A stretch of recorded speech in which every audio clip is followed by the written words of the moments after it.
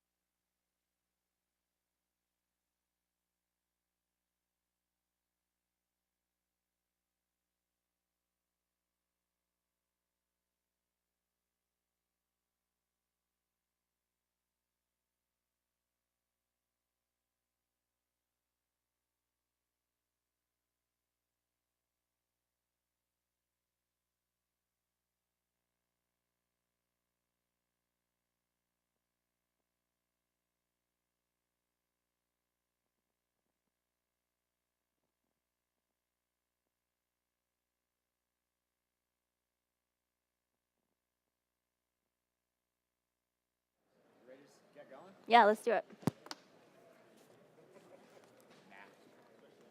So it's quiet enough that I'm not going to use a microphone at least to kick us off.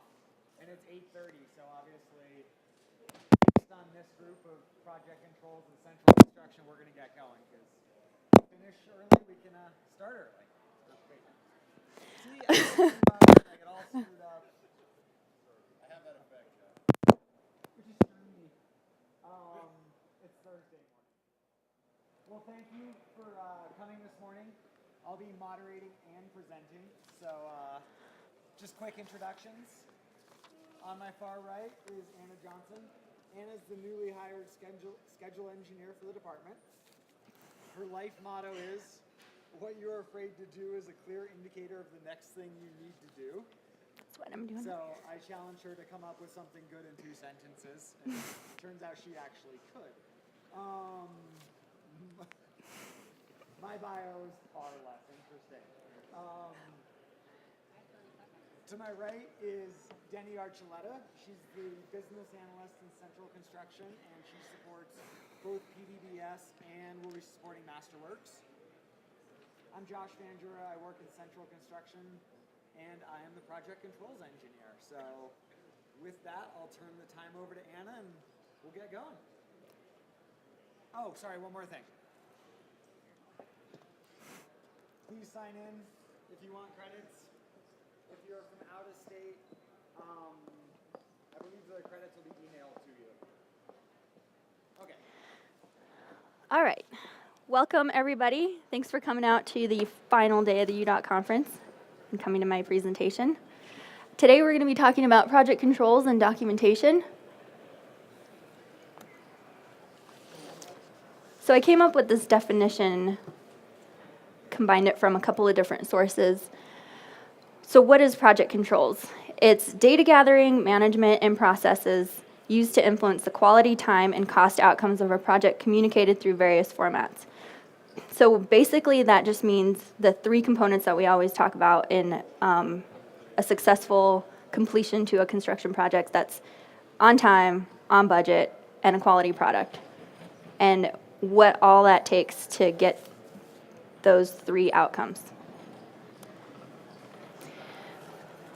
So why does project controls and documentation matter? Why are you here?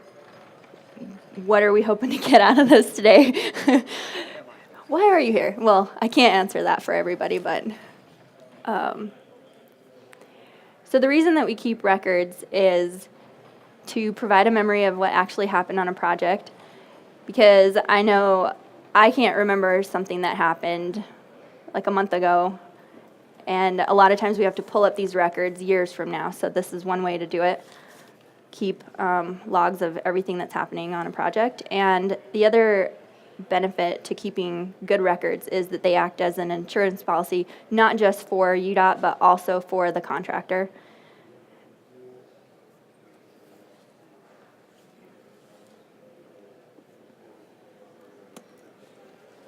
So I'm going to break down this presentation into two halves. We're going to talk about pre-construction first and then construction.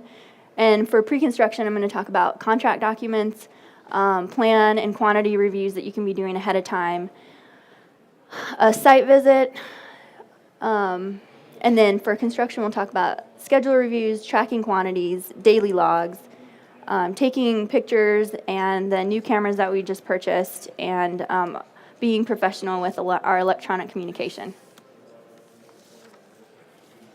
So one of the areas for the contract is the measurement and payment items. And the idea behind this is to write those items so that they're easier for you and easier for the contractor to understand what you're going to be paying and how you're going to be paying it. So a couple of those items that you could think about is how do you want to pay curb and gutter? Paying it through driveways means that you can just measure straight along the top back of curb and not have to break for every driveway. So that's one benefit if you write your M&P item like that. This little picture right here, the plowable end section, a lot of times we end up painting those, and do you want to measure the square footage of paint, or do you just want to say, hey, include paint on each plowable end section so that you can just measure it when you're counting your plowable end section? Untreated base course as a planned quantity instead of having to measure the area and the depth, depending on how you put that into your bid items. And then curb and gutter, Ray helped me out with this.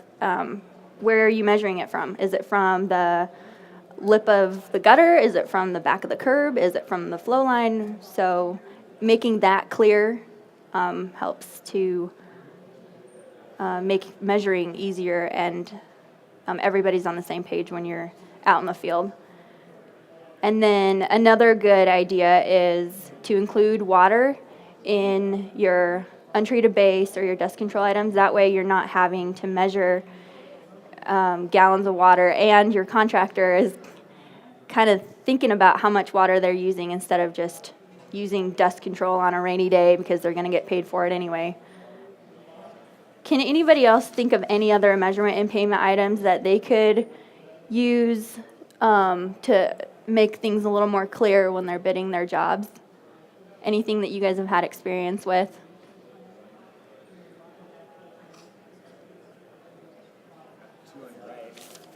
What? Yep, go ahead. Ped ramps?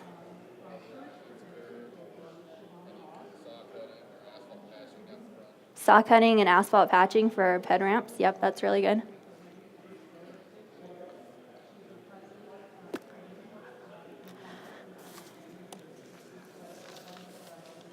And the other area where we can benefit from having a good contract is in our specs. So when we're writing our specs, I encourage all of you to review them, what the designers are putting in there, and be a part of that early on. So one of the things that you could look at is coordination with third-party utilities, and this has been emphasized several times in the CEMT training that we got, and a couple of the other presentations. Letting those utilities know that they're coming, that the work's coming, and then also writing in there that the contractor needs to coordinate with them, having the phone numbers, the contact information, how much time they need to give to the utilities, and just talking with them so that you can understand better how long their work is going to take so that you can schedule it appropriately. Specific dates for milestones. For example, if all of your paint needs to be done at a certain time, or there's a marathon on a certain day, and you want, which has happened, like Region 4, there will be a marathon, and you need to be off the roadway and by that day because you can't have open construction. So make sure you're putting that kind of language into your contract. And then any work restrictions, which days can they work, and And that is kind of combined with events as well. Are you going to let them work Saturdays and Sundays? Can they start as early as 5 in the morning, depending on the area that you're in? You might be, it has to be between 10 and 4, whatever those are. Make sure that you include those in the specs. And then we also talked about this as well, the duration, making sure that the project is actually buildable in the amount of time that we're giving the contractors. So include like cure times in there when you're going through the list of activities and trying to figure out what's a buildable window. And the not too long example is if you tell the contractor that you need to be done by the end of the year and it's April when you're bidding this, they can really start any time as long as they hit that window that you've given them. So that could mean that they end up starting in August and they're into cold weather. So if you want to control that window, make sure that you say that they have to be done by like October 15th, our typical paving window, instead of just saying that you have to be done by the end of the year.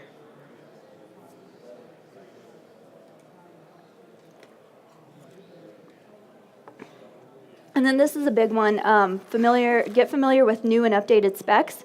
They're up on the website, so sometimes, every month we have updated specs, and make sure that you know what those ones are, including special provisions and supplementals. And with the new spec book coming out in 2017, something that you guys might want to think about is one project bidding with the 2012 specs, and then a month later, another project is bidding with the 2017 specs. This happened in '08 on a project where they went out like a month apart, and just make sure that you let the contractors know this is a new spec book. There could be new specs. For example, in that example, the Buy America requirements changed. So you got to let the contractors know there's going to be a lot more documentation that's going to be required in this new spec book. Just things that you've noticed that they may need to be aware of when they're bidding. And you also need to know when you're reviewing their submittals, which spec book are we bidding it on and what's all required with the new ones. So this is just a little picture that I put in here of why we coordinate with utilities, calling the power company, letting them know that you're coming so that they can relocate their utilities in time in your paving window in this example. This is not a UDOT job, by the way. So the risk analysis that's typically done before a project, sometimes the designers do this without the REs or field engineers, trans-techs, and I would encourage anybody that is in construction on that specific project to get involved with the risk analysis early on. This is a great opportunity to address potential issues and assign costs to those. And if you don't get a chance to do that, make sure at least that you review it, you pull it up from ProjectWise, and that you're familiar with what's all on the list so that you can talk about that with your contractor.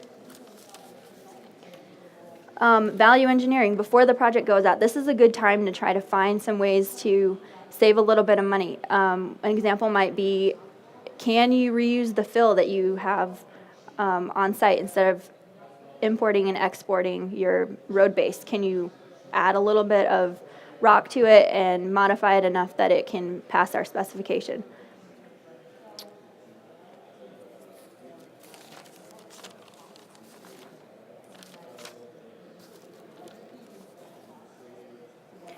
And constructability, is there any special equipment? Are you going to need like a pump truck for the concrete, a crane? Is there something in the way that the plans are designed that you won't be able to build the project without some of the specialized equipment?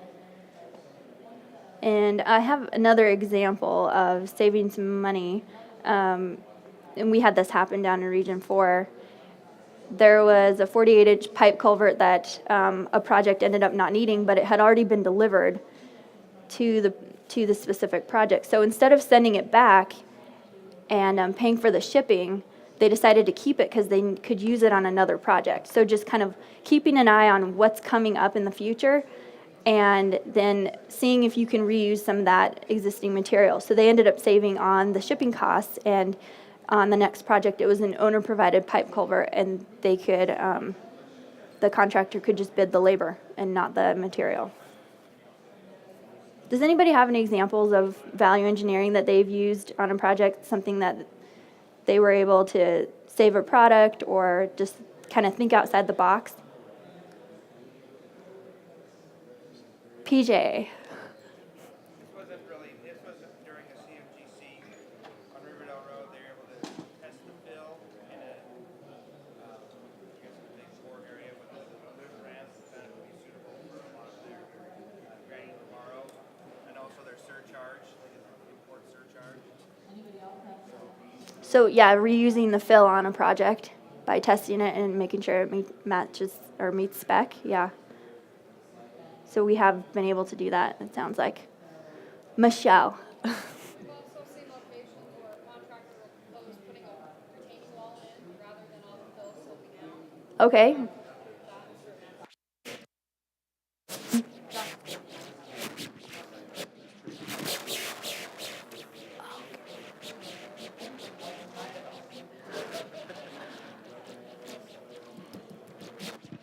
Guys over here. Thanks. So Michelle's example was constructing a retaining wall instead of importing a bunch of fill. So that's also an option. PJ. Excuse me, we save money the opposite way too by eliminating a very large wall. We had right away enough to slope it. Okay, so eliminating a wall and adding slope instead. Yep, so looking at kind of those other options. I have another example.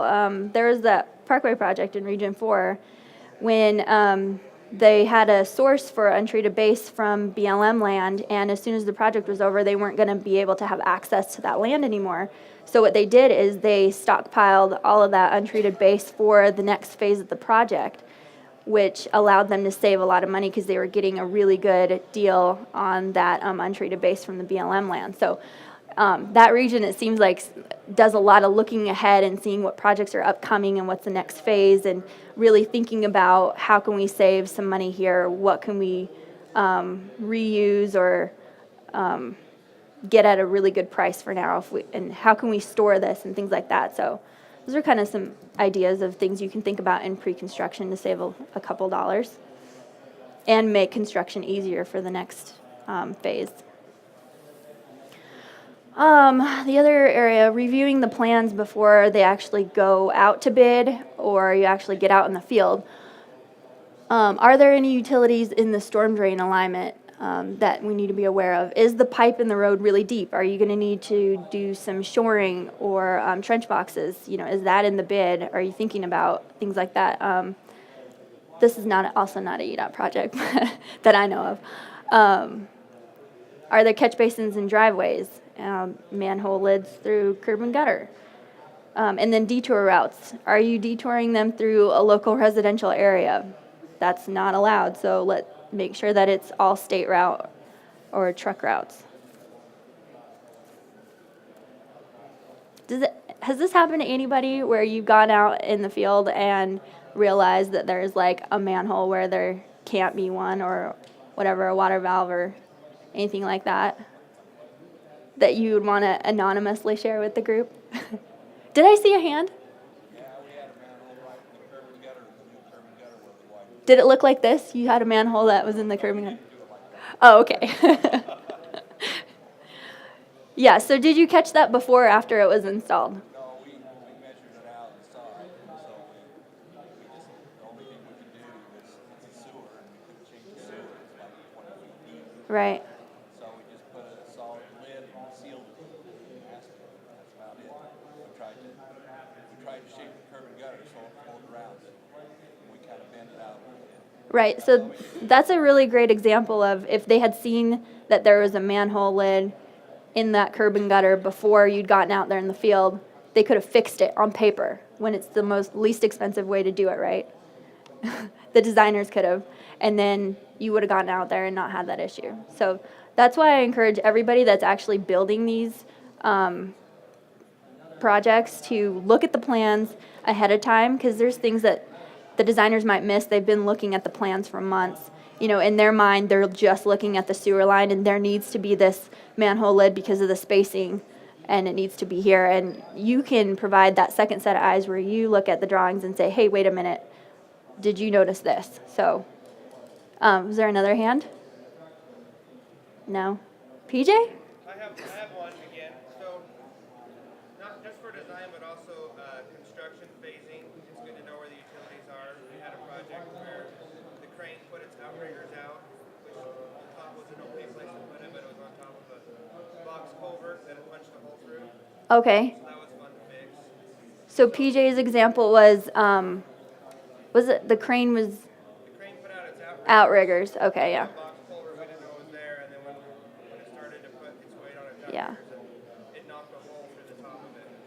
So being aware of where your utilities are, if you've got a box culvert and a crane is putting out its outriggers and punches a hole through the top of that, Yeah, that wasn't very exciting. yeah, ends up costing time and money, right?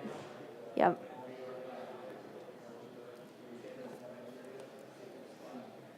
So after you've looked at the plans and been involved in the design a little bit, the next best thing you can do is take them out in the field with you. You've got the idea of how everything's going to be built. Now you just go out there and look at the plans and actually stand in front of where something's going to go. Is it constructible? Does it make sense where it is? And then before the project starts, take a lot of pictures and organize them by parcels so that you know where the picture was taken. Photos can be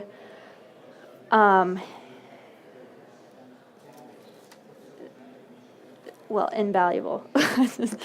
They can really provide the documentation of what the project site looked like before you got out there, for any claims that business owners or residents make saying that something was damaged during construction, to where was this piece of equipment, what did it used to, or material or product or whatever, what did it used to look like, did we actually do this work per the plans, and then I encourage you to date stamp your images. So I have an example, so I'm not going to pick on anybody for this. So this is a project that I had out in Salt Lake City in 2014. So what happened here was this was a mill and pave project, and the subcontractor removed all of the manhole lids off site when he lowered them before milling. So the upper picture is what the final product ended up being. But what happened is the power company came out and they said, we had all 30-inch manhole lids out here, and you guys are replacing them with 24s. So we want all of them replaced with the 30-inch. And oh, by the way, they were the new ones. And the problem was the subcontractor had taken them all off site. So when he was bringing them in, we actually had a lid show up with a Granger Hunter sewer district on it, and this is Salt Lake City. So we knew there was a problem from the get-go, and I think that the power company saw that as an opportunity to, I guess, question whether or not they really had 30-inch lids or 24-inch lids out there. So the contractor had not taken any pre-construction photos. So we're all out there. We have no idea what was really there. And the sub brought this trailer full of lids. They're all mismatched. We're trying to figure out which manhole went where. It was a disaster. So what they did is this genius decided to get on Google Earth and see what the manholes look like. Well, it's downtown Salt Lake City, and Google Earth comes by, the mini car, during the day. So there was cars parked over it, and it wasn't going to be helpful. So how do you win this argument? I mean, there's really no way. What we would have been left with is replacing those lids with 30-inch lids. But we went back, so Google Earth takes photos, every couple of years, and ended up finding a photo from July of 27, super grainy, but you could look at this and see that it wasn't a 30-inch lid. And if you zoomed in, and this isn't this specific lid, but just down the street, they were also saying that they were the new lids. And we zoomed in, and you could see it just says electric. It doesn't say Rocky Mountain Power. It doesn't have that emblem on it. So, and also like half of the lids had asphalt on them. So when we brought them back out, they were like, well, you can't even see that this is our lid. It's got asphalt on it. All of our lids were clean. So we were able to pull up some of these pictures from Google Earth and show that they had asphalt on them, that they were the older lids, that they were 24-inch lids, and save Salt Lake City and or the contractor quite a bit of money. So this is a good example of why you take pre-construction photos. And I think the argument that the sub gave me is, well, I can't get out there on the street. There's so much traffic all the time. How am I, you want a guy standing here taking photos, like in the middle of the day? He's going to get run over, right? So Sunday morning, 6 a.m., July, like sun's out, go out there and take a photo. And if you need to close traffic down for 10, 20 minutes, pull that permit, take your photos. And there was 2 lanes, they could have routed it around. That it's just not an excuse, because this could end up costing tens of thousands of dollars because you didn't want to go out there and take some photos, and it was an inconvenience. When you're out there doing your site visit, other field items to look for is, this is a picture of some pretty good pavement distress. So if you're just looking at the plans, you may not realize how bad it is out there. And when you get out there, this type of distress may indicate that there are a lot of soft spots, maybe more than you thought there was going to be. Yes, PJ? I have one more comment with the photos. Okay. UDOT has its Road View Explorer, which has a historical record going back. The photos are much better quality than Google Earth. So if you're on a state route, you didn't happen to do a drive-through with a video camera, dash cams are cheap now. The Road View Explorer is a good resource to go look at high-res photos. Okay, great. Yep, PJ just told us about Roadview Explorer. UDOT's got that. Is it software or Just online. just online? And you can get on there, and all the state routes have video of them? Pictures. Where is it online? Just do a search for Manly Road View Explorer. Manly? Manly or Mandalay or Mandly? Li. Okay. date stamp, their route, and they also, some of them have GPS coordinates on them. Okay. It's directional, so you can tell it which way you're going up or down the road, turn around and go to a different direction. They're pretty nice. Did everybody hear Michelle? Okay.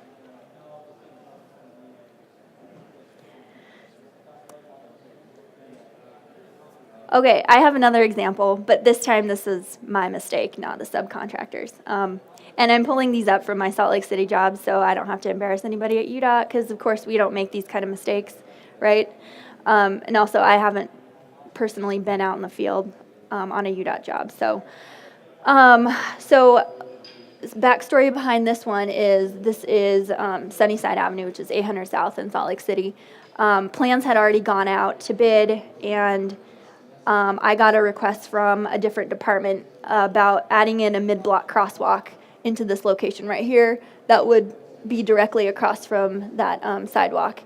And it's, 5 days till bid closing. I'm slammed with a lot of other projects. I don't have time to go out there right now to look at this. And I'm like, this is easy, right?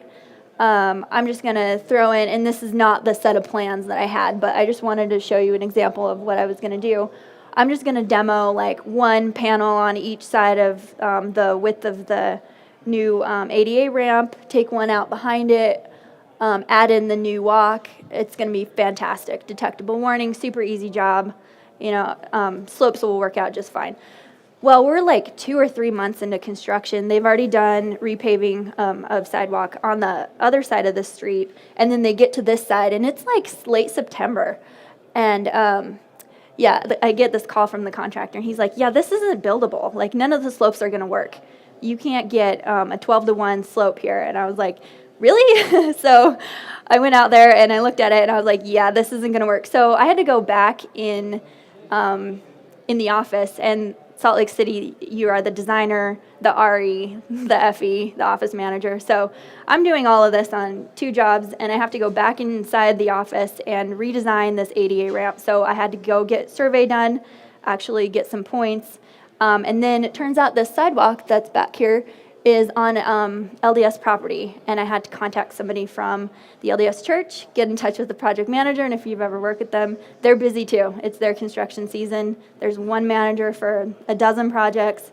I had to get permission to take out a lot more sidewalk back there to make those slopes work. So that's an example of when you probably want to go out on site, take a look at something. So what I had done is I just went on Google Earth and I looked at this and I was like, it's not that bad. Like, we'll figure it out. Maybe another panel, I was like, so what I didn't realize is Google Earth has a camera that's up above the car. And when you get on the roadway level, which is the picture here on the far left that I took, I just went out and took these for this presentation, but you can see that it's like 1.5 feet, 2 feet here at the tree. So this is an after picture, so obviously I've already sloped this. So if I go back, that tree is right here. So that will give you a little bit of perspective on that. And what we ended up having to do is tear out 60 square feet of additional sidewalk, and that's this area right here, extra like 14 feet of panels, I think. And then to the right to that tree, we had to tear out like another 64 square feet. There was landscape grading because I didn't want curb walls anywhere, bunch of new sod, irrigation, more traffic control, and I think this thing ended up costing me between $1,500 and $2,000 if I was trying to remember, like, a year later. So it wasn't just the cost. It was really the fact that I had to go in, redesign, and all of this could have been solved if I just gone up on site and looked at this and designed it before we got to construction. And this is another example. These are rapid flashing, blinking signs. So they have these LED for pedestrian crossing LED flashing lights. And they showed up with these 2 additional bollards, and I took a picture of them.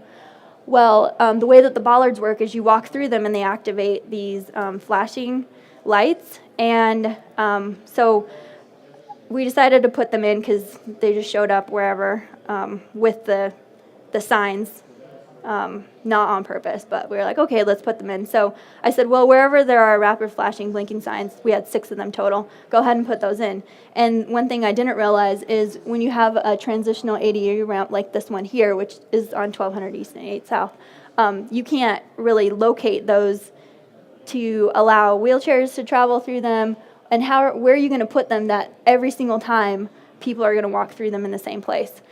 So we ended up not installing them on this intersection because of that. So that's another example of going out in the field and seeing that type of ADA ramp and seeing that there's really not a place to put that kind of a product.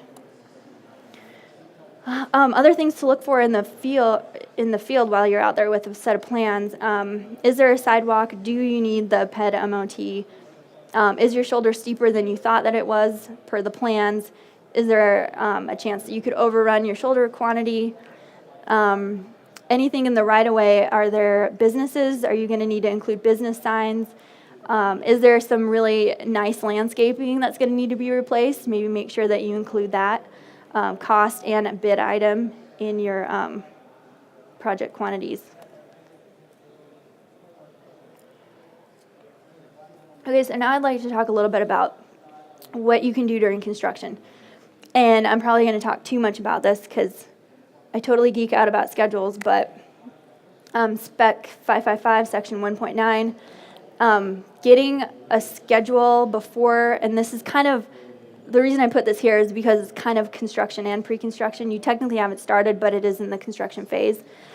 You'll get a baseline schedule, and they are required as part of the specification requirements. I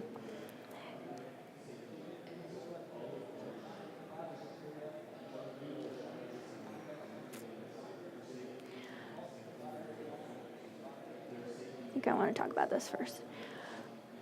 So when you're reviewing the baseline schedule, look for limitations. If you have right-of-way that's not done yet, the HMA timing, phasing. Like if you, for example, say in the contract documents that a bridge can only be closed for 45 days for work, is that what's included in the schedule, or did they put it in there for 60 days? And if they put 30 days, just double check. Can you guys do this work in 30 days? And if the contractor says yeah, then you're good to go. Comparing the summary sheets to the quantities. So you've got your summary sheet, and then you can look at production rates and say, hey, is it reasonable that they're going to do, 800 feet of storm drain down the middle of State Street in a day? Probably not. so things to look for. Cure times, and we've already talked about this, and I'm going to re-emphasize this a lot because it's come up throughout the conference, but making sure that like every concrete cure time that needs to be there for every bridge component is included. And can you pour that next component without, the other one curing? So if they're back to back to back, make sure that they include that 3-day lag or 7-day or 3/4 strength or whatever it ends up being, instead of just pouring every single day, because that's probably not reasonable. Review times for third parties. If you are working with Union Pacific, for example, they're going to want to review your formwork, your girder, erection plans. So make sure that they've included that, and it typically takes 14 days. So they're probably not going to submit it and then start on construction the next day. And are there any long lead time items? If they're purchasing girders, is it going to take 6 weeks? If they don't have them already and it's going to be a while, make sure that they include that in the schedule as well. So if you need help reviewing your baseline schedule, you can get help from a consultant. Some REs like to hire the consultants, and the other area you can get help from is Central Construction. So I'm the new schedule engineer, and I'm more than happy to look over our baseline schedules with you and your updates. Sit down with the contractor when they're creating their schedule, and if they have any questions, this is a good time to do it before the project starts so that you can flush out any of these things that we just talked about where they're unreasonable or unbuildable, or they're just problems that could come up later. This is the time to do that. So if it makes sense now, every update can build on that instead of having a baseline that was unreasonable to begin with, and then all of your activities are resequenced and the durations are changed, and it's hard to keep track of it throughout the project. It makes it a lot more confusing. If you need to do a time extension, you do need to have a schedule as a contractor. So in the specification, if it's a critical path item, it has an opportunity to get some additional time if it's delayed for some reason, but you have to actually prove that it was a critical path item, which means you had to actually have a schedule that was sequenced correctly. So very important, can benefit the contractor greatly when they're asking for more time. And we have the schedule light specification. It's a special, right? So if you have a smaller job, 30 days, not too many activities, Primavera P6 is very robust software, and sometimes it's a little over the top for the needs of a smaller project. So we do allow an Excel schedule or a Microsoft project schedule, and even a handwritten one. And I didn't put that on here because I don't want to go on the record saying that handwritten's okay, but it is, depending on the type of schedule. Chip, did you have a question? We're taking that handwritten out every time we have to use that spec. Yeah. I don't want to see it. Okay. So I don't know very many areas that actually use a handwritten schedule. I mean, if you've got a 15-day project, maybe, but it's still easier to do it in Excel. Yeah. The handwritten one, Okay. we just take it out every time we have to use that spec. So Chip just said, you're in Region 2, that they take out the handwritten out of this special every time because they just don't want to see it. So I second that, and we'll make sure that that's not going to be in that new schedule update that we're doing. That was my fault. I didn't say anything.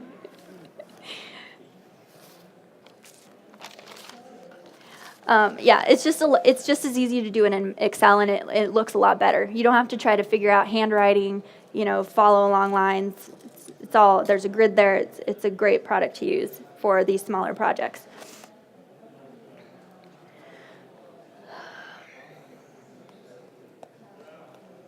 So another thing that I want to mention, well, I have an example of I guess a court case. So how it was Howard Contracting versus, so a sub versus his general, and the court ruled that they were entitled to recover unabsorbed overhead for delays, even if the work is completed prior to the contract completion date. So one of the things that came up in the AGC meeting that we were at the other day, yesterday, it was if the contractor was intending to finish early, is that project time considered float that the project can use, or was that time for the contractor? And if you do end up going into that time, do you get compensated for it or not? And so what this court case ruled was that if you were intending to finish in 90 days versus the 100, and you end up having delays that maybe are owner created, and your project still ends, you originally had 100 days, it still ends in the 100 days, you may get that 10 days of overhead time back because your schedule shows that you were supposed to be done in 90 days. So the only thing that you have to prove is that you had the capability and it was your intent. So to protect yourselves as a contractor, make sure that you put in the schedule that you were going to finish in 90 days. And then that additional 10 days, if you end up going into that window, you can be compensated for the overhead costs, the equipment, anything else that was out on the project site for the additional 10 days if it is an owner-related delay. So there's a benefit to doing these schedules, both from the engineer's perspective of knowing that cure times are included and that the project is sequenced correctly and the relationships are all there, and then also the contractors from getting additional time if they need it for delays and then getting compensated for those costs if there are delays. And this is an example of a P6 schedule, in case no one's ever seen one. The red ends up being the critical path, and this is how we prefer to receive the schedules. So that you can look at each of these items and see, yep, this was on the critical path on the original baseline. And then if you get an update, is it still on the critical path? Is there a new item on the critical path? And these red items are the items that you can get additional time if they get delayed because they are on the critical path. So the green ones, typically you don't get additional time unless they become critical because of something else that happened. But monthly updates required for payment, but that's not why we do them. They are a great tool to see if your project is progressing as it should per the baseline, and if you're going to get done on time. If there are any issues that are going to come up, this is the place to see them. And then also, if there were delays, how do they impact the other activities? So when you're reviewing these as an RE or an FE or however your team ends up reviewing them, so check that the what they're saying has been done has actually been done and on the days that it was done. These schedules can become critical in claims disputes. So it's really important that they're accurate and that they're updated. So is there a new critical path? And the reason we care about that is because those items can be, can qualify for delay time. And were there any issues and delays, and how were those addressed in the schedule? So the next thing that we like to talk about is daily logs. So this is like the C-111 form that we that are done on projects. A couple of things that you might want to include on that form include like crew sizes, daily production rates, how much work are they getting done in a standard day. This can be beneficial for if the contractor says that they were delayed. For example, this is going to take them 5 additional days, and you can look at how much work they've been getting done and then compare that to their request for more time and say, you know what, based on what you've been doing, you should be able to get this work done in 2 or 3 days, so that can save you on time as well. Weather, obviously, if there is a lot of rain or weather that's outside of the norm, that can be a reason to get additional time as well. Anything that happens like accidents, utility issues, anything that comes up, keep track of those things. Non-work days, if the contractor's not out there and they're asking for more time later on in the project, well, it's pretty easy to pull it up and say, you know what, you haven't been here for, 5 of the last 10 days, so maybe they pulled off on another job or whatever happened. Make sure that you document that. If you give the contractor any instructions, and I think there was another presenter that mentioned this, write it down, note the names and times. Who did you talk to? What time did you tell them this? And if they didn't do anything about it, note that as well. And then this is my personal preference, putting the activity ID being worked on during that time in the daily log is beneficial. And I'm going to go back to this slide here. So for example, you could write down like F1090 that they were forming, reinforcing, bent number 2. If you write that down in your log, it's really easy to pull up your schedule and then see where they were on their project, because when you're comparing it with actuals, that's a great way to do that, where you can just pull it up by number instead of by activity, because sometimes activities will end up looking very similar and then you're having to pick through your notes to find out what was happening. Also document, first, is there anything else that anybody can think of that you may want to document in your dailies? Test reports, yep, or test results, yep. Michelle? We've had projects where we've had other agencies come out and visit the job, and it's really good to mention the names of those visitors, the date and time that they showed up. So if you ever have to go back and pull that record, you can recall who came out on site. So yeah, third-party visitors or anybody visiting your site, names and how many people were there. What about delivery of critical items? What time something showed up on site or what day that you had it available? And then any subs that showed up. So a lot of times we're noting the sub or the contractors, the general, but they could have subbed out 70% of their work. So who's out there on site, right?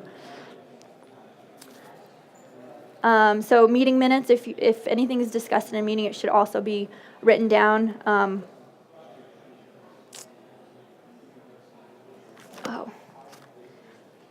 Sorry, technical issues. Okay.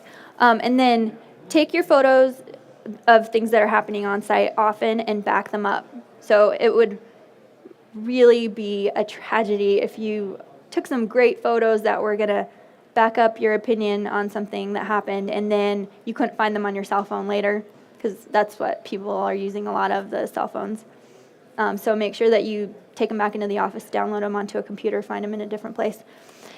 And here's an example of taking a photo before. So instead of just describing that the paint line, wasn't painted correctly, this is a picture of why it wasn't. And so you can see that they decided that they weren't going to move that sign that day. They were just going to paint around the sign because it was too much effort. It just wasn't going to happen. And the other one is if you're measuring paint by the gallon and you get a 4-inch and an 8-inch stripe out there, and you're paying for the gallon, maybe you got to take a picture of the tape measuring it and say, I'm not going to pay that other 4-inch stripe because that's not per the plan. Just because you installed it incorrectly doesn't mean I'm going to pay for it. So pictures can be very invaluable. This is another example, actual UDOT project, errant vehicle. So if a vehicle drives through a wet concrete slab, that's putting that down in writing in your notes is one thing. Having this picture is a whole nother thing, because you can look at this and just understand the amount of damage that was caused and that this was not a quick fix, that this required complete removal of all this concrete. You can also see like how wet the concrete was at the time, and all those things that can be really good project documentation for later. So during construction, it's also a good idea to track the quantities midstream. So you don't want to know at the end of the project that you've overrun quantities. Like a 1/2 inch of untreated base or whatever it is, or asphalt, ends up being a lot of money if it's a mile or 2 or 10 of road. So keeping track of those and saying, oh, we're going over on this, we're not matching the summary sheet where we should be based on, the total quantity, and we're about halfway there. So what's going on? Maybe you want to catch that before it becomes a change order issue and a huge cost to the project at the end of it.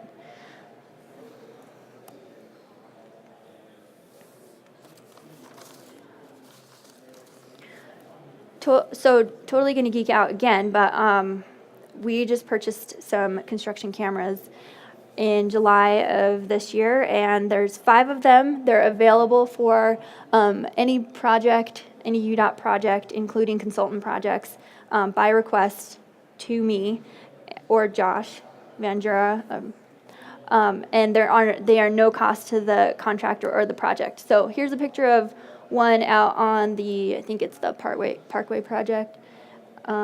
No, this is the one out by Beaver. So they're like 28 feet tall, wireless, solar powered. You can archive photos, remote viewing of live stream.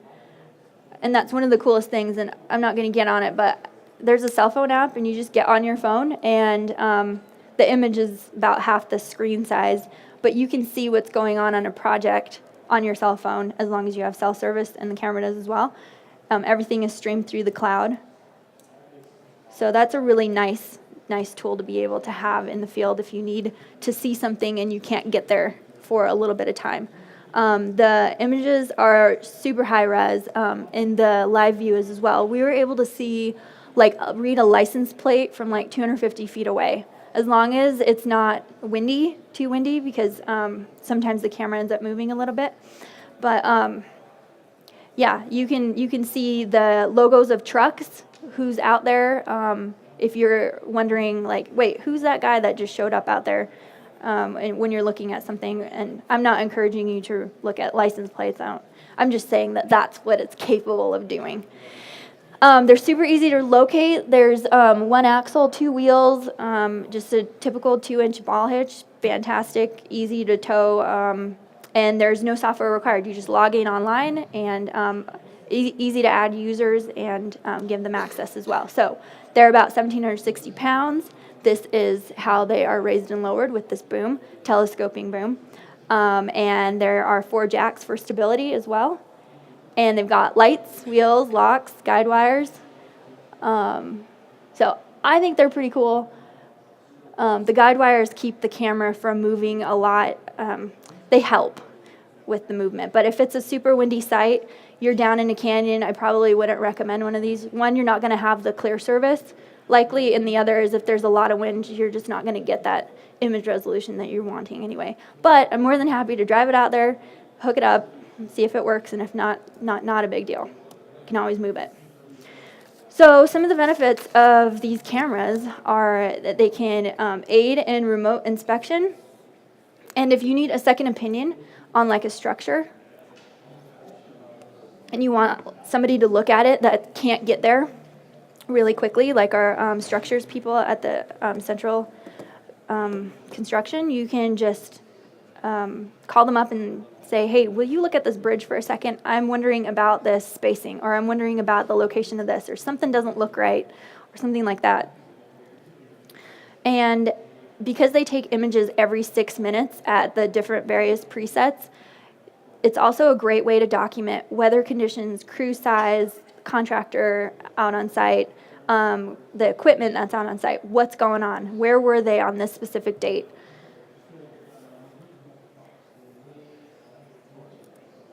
So I've got this cool time lapse. I had a PR firm that requested this actually. So we use this for, to augment inspection, but there are other uses, and one in Region 4, they end up using this for security. They've had some theft of materials and vandalism of equipment, so you can use it for that as well. This is a time-lapse image that a PR firm called me up and they said, hey, can you get us this, July 7th to August 24th bridge work? So they had the trailer out there, and I just called up the company that we contract with, and they said, hey, I need these dates.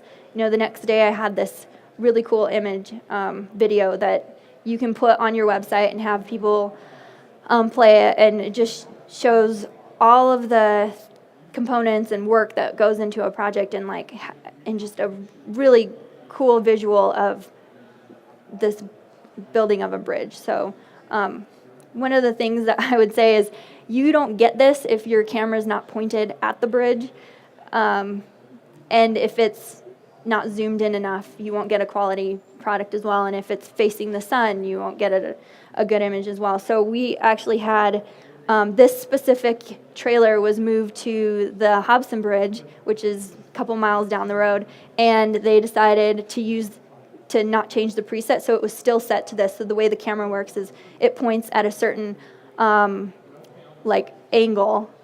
height, length, degree, there's several components to it. So if you don't change it when you move the camera, you rotate the trailer, it's still going to take a picture exactly where it took it the last time that you had it. So we had 6-7 weeks of nothing. We had a field, and I didn't notice this because it's not my project, but I got on there and I said, what? So I made some calls, and they hadn't been taking any images of that bridge for 6 or 7 weeks, and I don't know if they realize that either, but if you have these cameras, make sure you log in, look at the view, and that it's facing where you want it to go, because then you can make these super cool time-lapse videos, and it's a lot easier to log in on your phone and see where something is if you already got that preset there, and you don't have to rotate the camera. So you are able to move the camera to a different view, but it takes, like, if you can imagine, you're sending a signal to Orem, which is then sending a signal to wherever your camera is, and it could be, I-80 or, I-15, milepost 28 down by St. George. I mean, it takes probably 5 seconds to get there. So rotating the camera to the view that you want can sometimes take a while. That's why presets are fantastic. The camera moves on its own every 6 minutes and takes shots there. So you could just log in and wait the 6 minutes, or if you only have one preset, then it's there already. So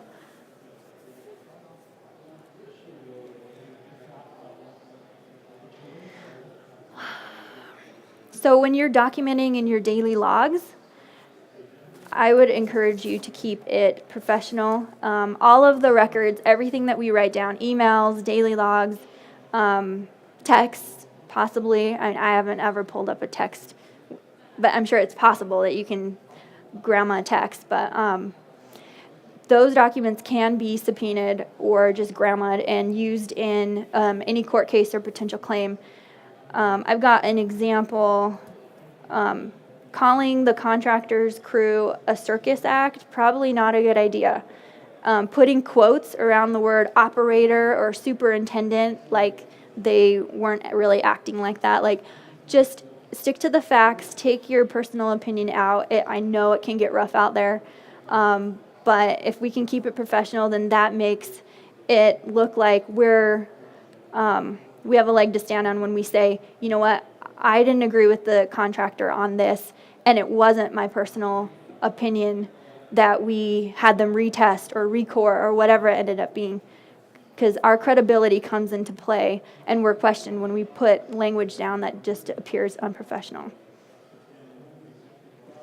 And then also another good thing to do is if you have a conversation on the phone or in person, follow up with an email or a text saying, hey, per our conversation, this is what I'm going to do, or hey, thanks for mentioning that we had this issue or that you might have this delay, or whatever it ends up being.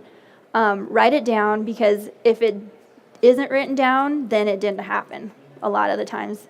Then you get into a disagreement on when something was said and if it was said. So before I wrap this up, I want you guys to think about the last construction season that you had and make a list of what went well and what could have gone better. This is like a lessons learned, right? On federal, FHWA does this, but I think it's a benefit not just to your team, but to other teams as well, and that we can share what we encountered out there that,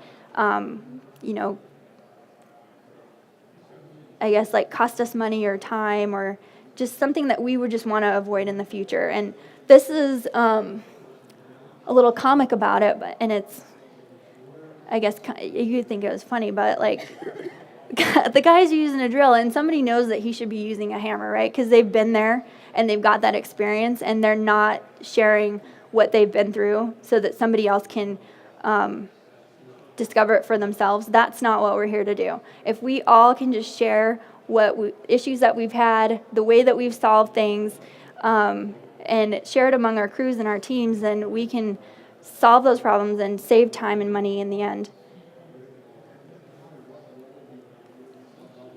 So I'm going to turn the time over to Denny, who's going to show us the new C111, the Daily Progress Report in Masterworks with the field book. It's pretty cool. It's going to be how we're going to be going on July 2015 projects. 2016. Sorry, that already happened.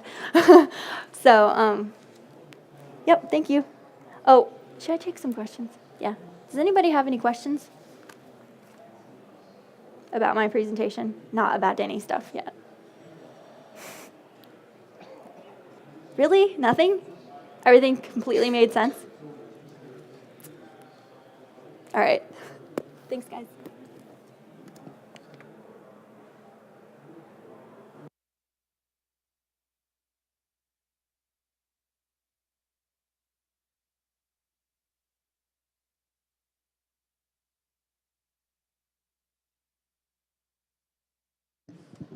You're green. And I've got weather showing.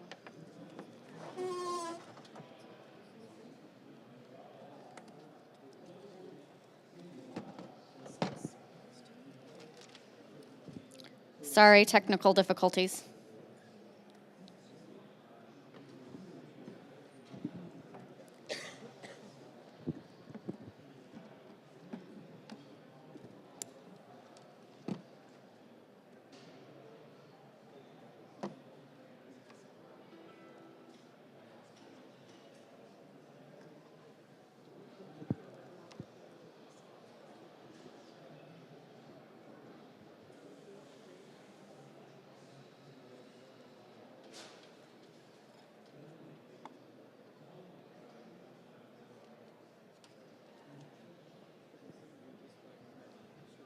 Can we use yours, Josh? Yeah. Sorry, we'll just switch out and use his iPad.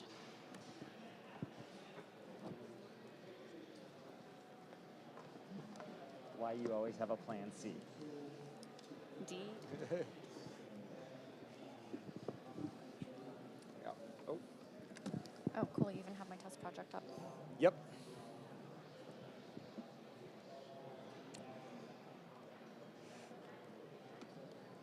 Is it up? Nope. Yep. Okay, so Josh was kind enough to actually pull up the test project that I have been working on. As Anna stated, this is the new C111 in Masterworks. Masterworks is going to be taking the place of PDBS. So we have started off with the field book information. So those of you that are out in the field, some of you are already using this. We've got 8 test projects right now. We have this handy dandy mobile app, so the guys out in the crew, or the ladies, they can do this on an offline basis, and then once they have internet connectivity, they can do a sync. Information will load up into the cloud. We also have a web-based version of this. So to go into your daily progress report, you just find your project, and you will only see whatever projects you are assigned to at whatever role you have for those projects. I gave myself RE and FE access to this project. I'm actually logged in. Oh, you're logged in, so what access do you have? Sorry. Probably administrator. Okay.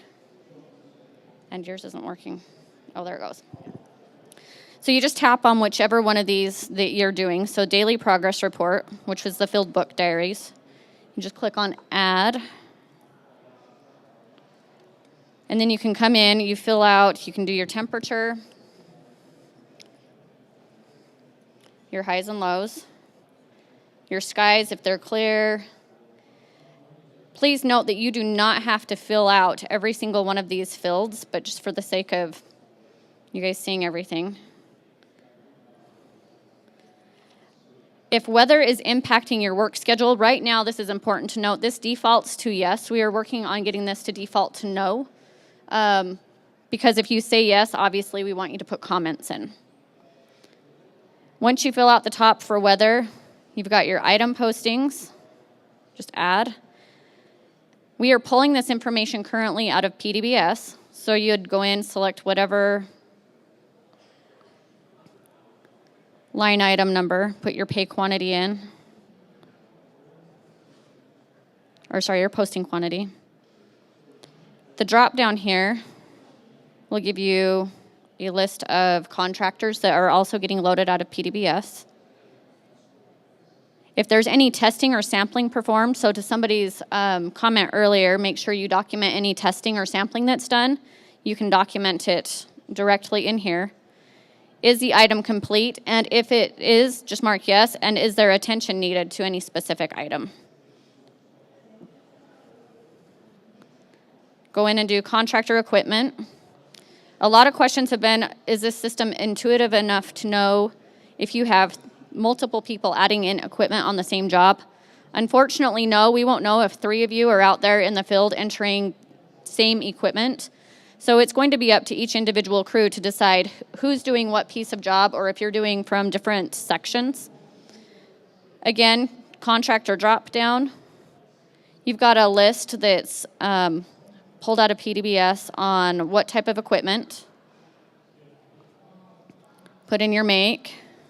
So let's call it yours. Model, the duration, how long were they out on the site, how many units, the year, etc. And you can also put in notes. Contractor on-site time. Obviously, how long was the contractor out? You can just scroll around in here.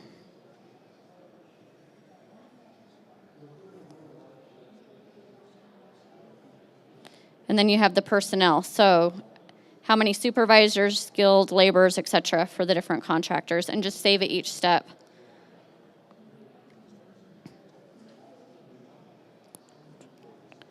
The one thing I didn't scroll down to, on the very first page, there's another note for testing and sampling provided. So if you don't get them on the item posting, you can add them in here. Somebody talked about verbal instructions received or given. I think it was you, Anna. But you can document those in here. So dates and times that you're giving people information or that you're getting information. Visitors, anything with safety, traffic control. There's some environmental questions. Anything major with the traffic pattern, if yes, please add comments. And then there's some additional notes. Utility work. On the web version, these notes can be expanded. Unfortunately, right now in the mobile app, they cannot be expanded. But you just save everything, and it will show up when you're offline as a yellow comment that you just added this in. The greens are ones that have been added in, and they've been synchronized, uploaded, and they've been approved. So there are different work processes that we're putting in place for each level of approval on these. So if a field inspector is putting in a daily diary, then a field engineer or an RE will have to go in and do an approval on this, or send it back to that person that submitted it and say, this isn't right, go ahead, do it again. The great thing about this also is you can add documents and attachments. So you can take your mobile device and take pictures out on the grade and upload them directly into your documentation for that specific daily diary that you're doing. And you can do more than one daily diary entry in a given day. So if yours gets approved because whoever's approving it's just Johnny on the spot and gets it updated, you can't go in and make edits, but you can go in and add another entry. So that's just kind of a quick, brief look at our mobile app. We will be coming out to each one of the regions to do additional demos and trainings, so please contact me. And Josh, I'm going to turn it over to you. You guys have any questions?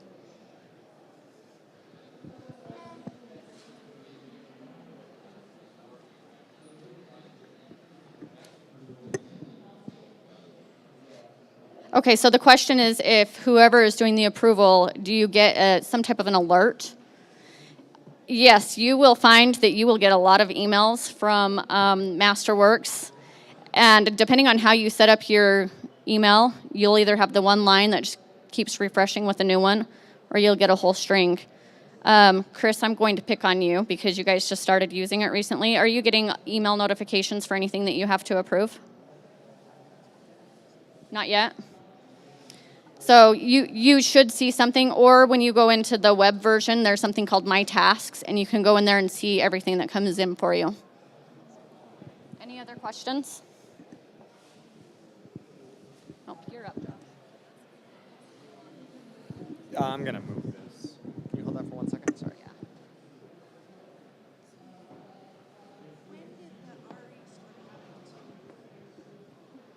Maybe you can answer that question. So it's when did the RE need to start approving? So the question is, when does the resident engineer have to start approving the dailies?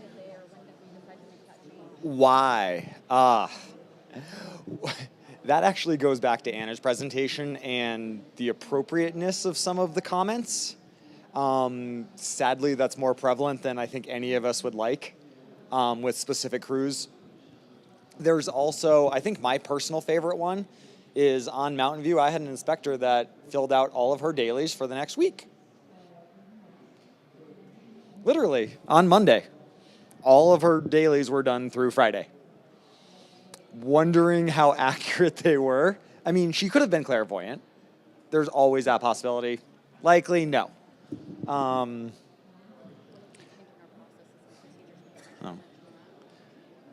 Yep. Nope, we're good. I had to look up with all the pigeons flying over. I had to look up Top Gun quotes, so that's what the other one was. So yeah, negative Maverick, the pattern's full. So, so moving on, you saw Anna's presentation on why documentation is important. And then Denny led into how we're gonna actually capture that documentation moving forward. So I'm gonna actually talk just a couple of minutes about how we're gonna, moving on, now that we have the daily progress reports, resident engineer's diary, and visual inspection reports, where are we gonna go next with Masterworks? So I saw this quote last week and it really rang true with me, especially with what we're doing in regards to Masterworks, because it's completely true, right? Anybody can make something more complicated. It's really difficult to make something easier. I think we've all seen certain specifications that have done that, as we'll call them lessons learned over the years as somebody gets bitten. But getting to the root of why something's important, going back to 23 CFR, understanding the importance, that's actually the hard part of this entire process. And that's been our guiding principle with developing Masterworks, is we need to make it easier. If we make the system more complicated, the inspectors, the REs, everybody out there has a million tasks going on every day. If we're making this more complicated, we're going absolutely in the wrong direction. We need to be making this easier for the people that are using the program.